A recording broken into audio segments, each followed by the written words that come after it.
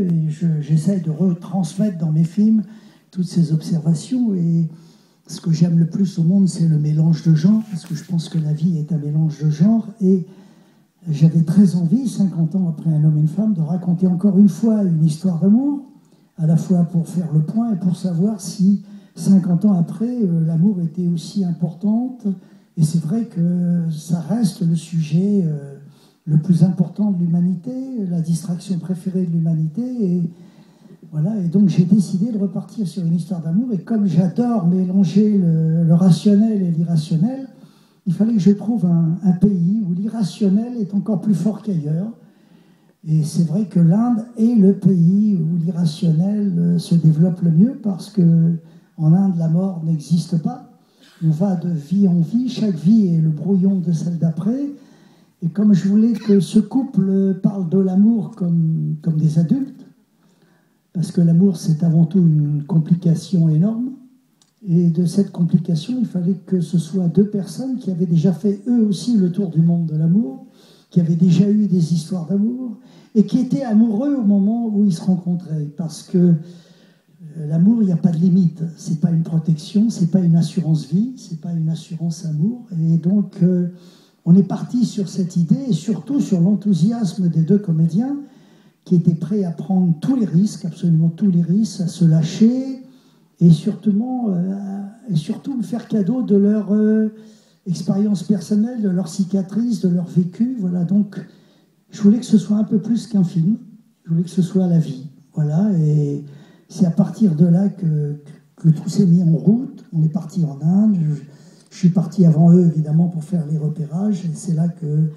j'ai eu la chance de rencontrer et de faire le voyage que vous avez fait, et de rencontrer Amma, cette fameuse Amma qui elle aussi est une déesse de l'amour, puisque sa religion c'est l'amour, et qui vous explique qu'avec de l'amour, on peut absolument régler tous les problèmes, quels qu'ils soient, et que si on se donne tant de mal dans la vie, c'est quelque part pour être aimé ou aimé. Voilà.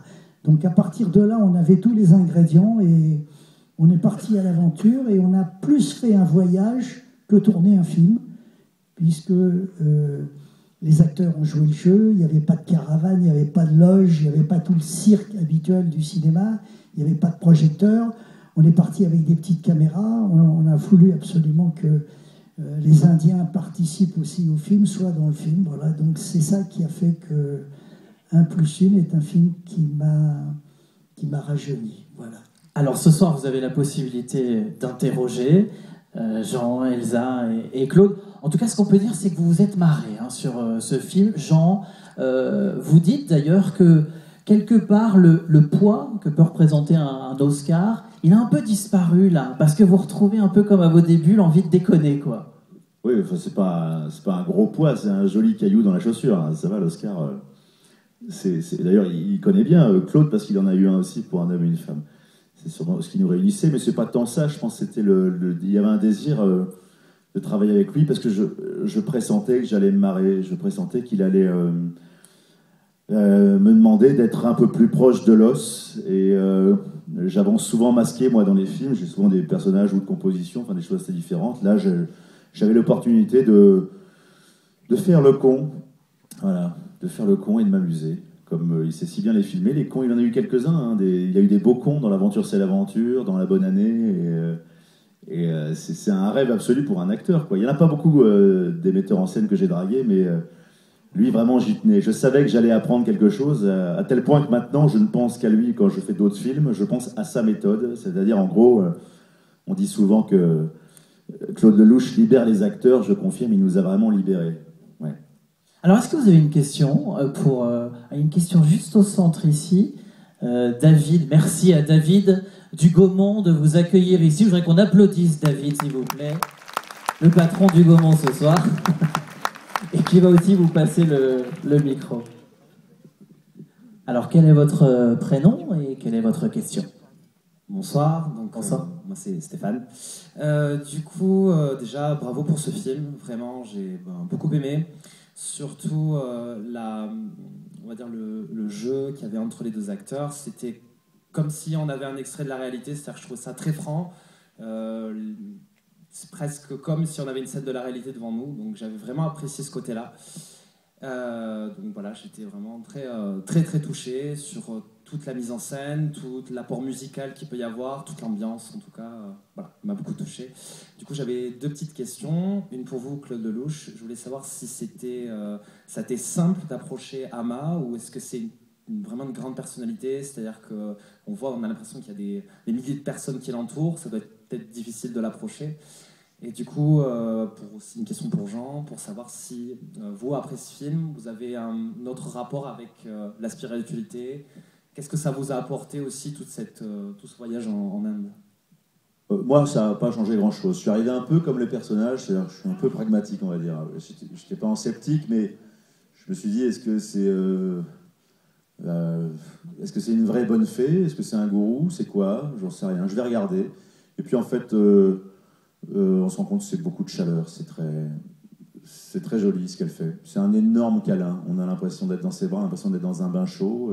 Elle fait juste du bien. Elle essuie vos larmes. Elle vous donne une pomme.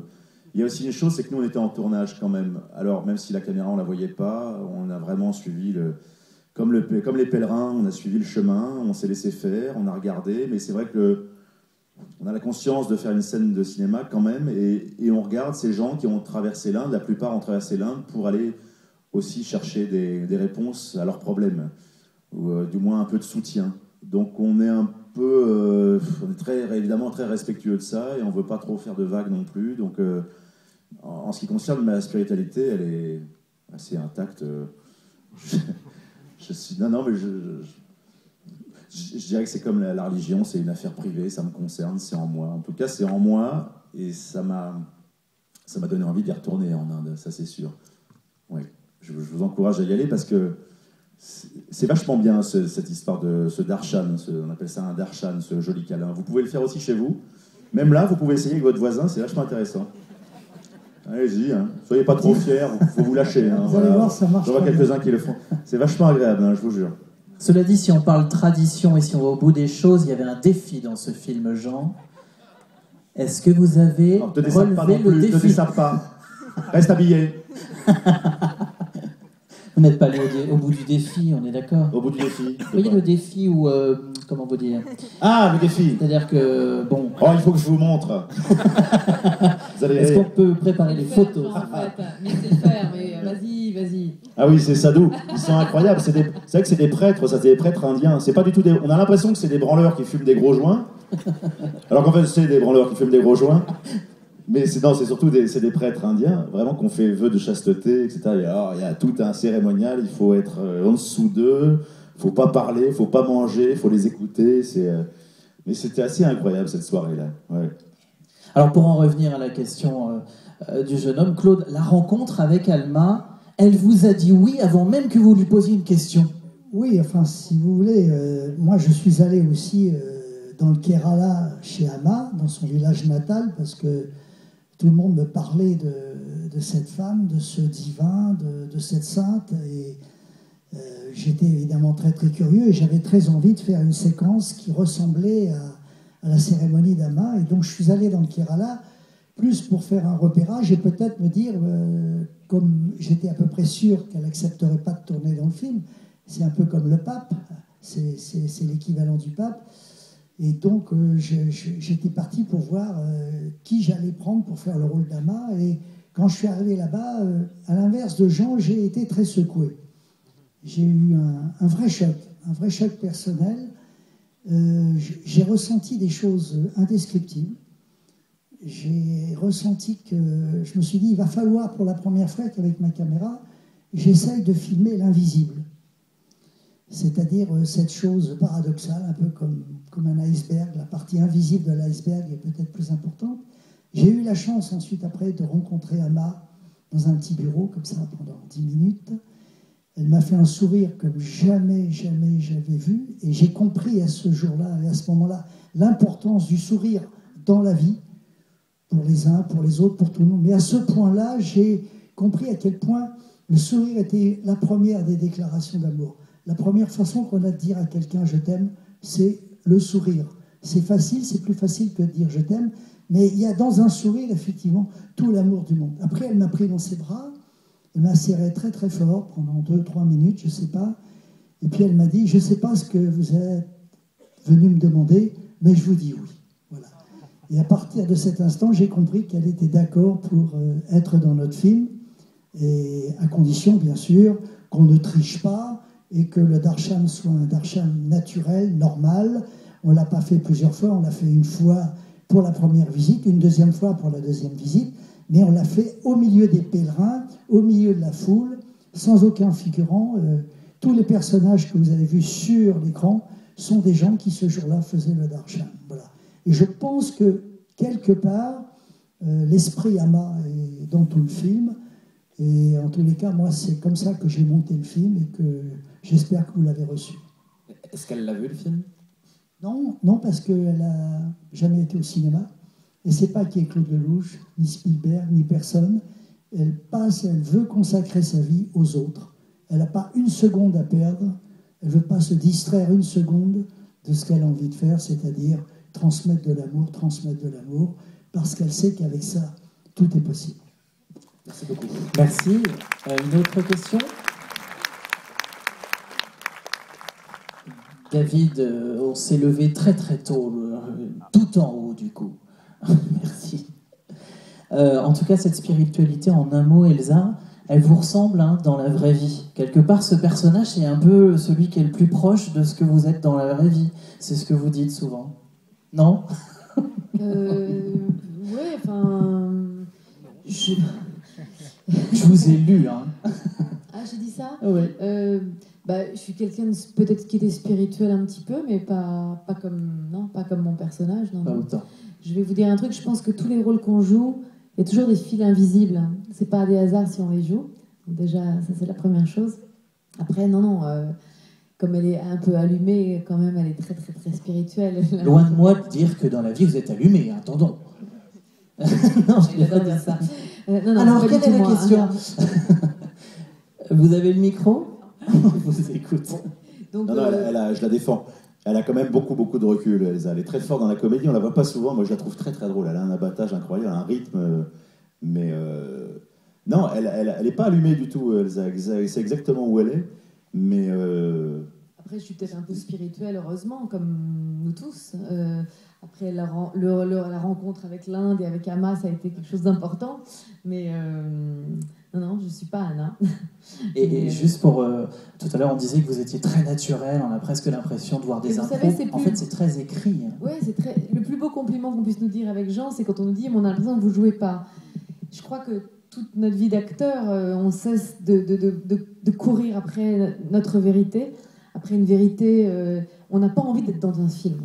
Notre but, nous, c'est de vivre, de ressentir, d'être là devant vous, d'être filmé en oubliant qu'on est filmé, de ressentir, de vivre pleinement ce qu'on est en train de faire. Moi, je suis une actrice pour ça, pour transmettre, pour ne pas avoir l'impression de jouer. Après, on tombe sur Claude Lelouch une fois dans notre vie, et c'est un magicien. Voilà. C'était mon rêve de vie de fille de trôner avec Claude Lelouch. Et Claude Lelouch, il a ça. Il sait vous regarder bien, avec amour. Il sait vous dire non, là, stop, ou continue à tourner, et prendre le meilleur de vous. Alors, les scènes, elles étaient très écrites, et il se trouve que j'avais un partenaire exceptionnel. Donc, forcément, quand on était avec une Rolls-Royce, on valse ensemble, on vibre ensemble. C'était assez chimique et électrique de jouer avec Jean. Et voilà, on a ça rarement aussi. Donc, quand on a tous ces ingrédients-là, j'ai envie de vous dire... Après, quand on est en quête de vérité absolue, on a nos scènes. Voilà. Après, on fait des sorties de route, mais on a nos scènes qui sont écrites. Et le propre d'un acteur, c'est d'essayer de faire oublier qu'il y a un texte et d'essayer d'oublier qu'on est filmé. Voilà. Donc... Et c'est clairement réussi. Votre question, votre prénom d'abord. Mon prénom? Oui. Oui, Arnaud. Bonjour Claude Lelouch, bonjour Elsa Geberstein, bonjour Jean Dujardin. C'est la 5e fois que je vous vois en avant-première à Toulouse. Mais c'est parce que vous êtes des fidèles et que vous venez régulièrement aussi. Ah oui, on voit très souvent. Tout le temps. Ouais. La première fois, c'était pour le OSS. On va au gigot, en fait, c'est pour bouffer au gigot. C'est sûr. Et il y a des cœurs de canard en brochette, là. Quelle est votre question? Bravo pour votre film. En fait, j'avais une question pour Monsieur Lelouch. Dans le film, vous dites à un moment que le personnage de Jean Dujardin dit à un moment que la musique de film, c'est la même chose que la musique classique traditionnelle. J'avoue que